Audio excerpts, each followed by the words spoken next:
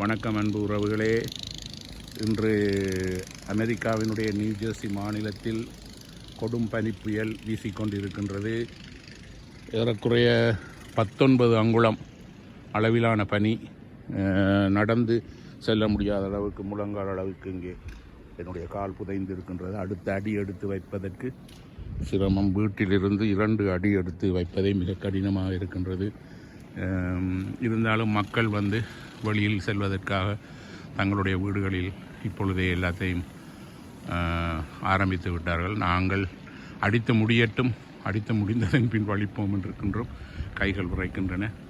கை அப்படியே சிவந்து கொண்டு வருகின்றது. அதிக நேரம் குளிரில் நின்றால் கை விரைத்து இரத்தம் உறைந்து இதயத்தில் தடை ஏற்பட்டு மாரடைப்பு வரக்கூடிய சூழல் இங்கே நிலவும். அதனால் தான் நாங்கள் மிகவும் கவனமாக இருக்க வேண்டும் இந்த காலநிலையில். இருந்தாலும் பலர் அதை பொருட்படுத்தாமல் தங்களுடைய வீடுகளை சுற்றி இருக்கின்ற ஸ்னோ என்று சொல்லப்படுகின்ற பனி, மூடு பனி, அதனை வலித்து கொண்டே இருப்பார்கள். எங்களுடைய வாகனங்கள் எல்லாம் முற்றாக மூடப்பட்டு விட்டது. எடுக்க முடியாது இப்பொழுது. அதெல்லாம் வலித்தெடுத்ததன் பின்பு தான் இதையெல்லாம் எடுக்க வேண்டும். 2 அடி கூட எடுத்து வைக்க முடியவில்லை என்னால்.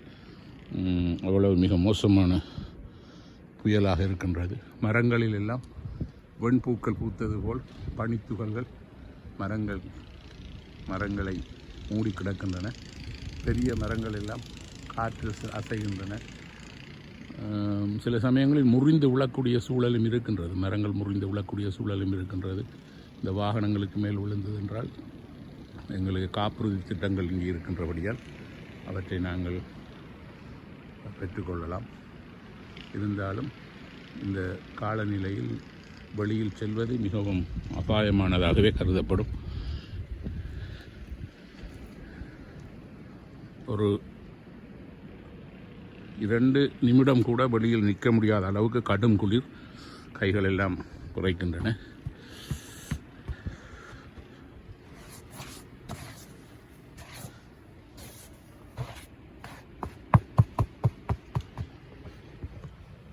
நன்றாக உடைகள் உடுத்த வேண்டும்.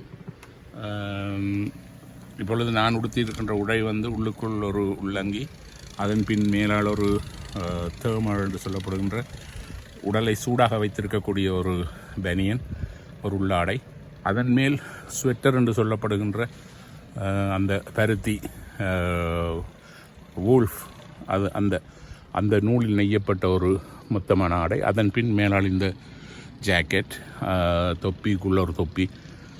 இது இப்போ இதில் நிற்பதற்காக மட்டும். இதற்கு மேல் நாங்கள் வெளியில் போக வேண்டும் என்றால் கையுறைகள் அணிய வேண்டும்.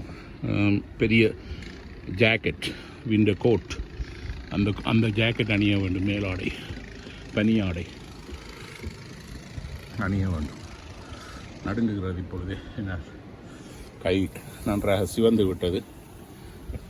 எப்படி புயல் வீசுகின்றது என்று பாருங்கள். மிகவும்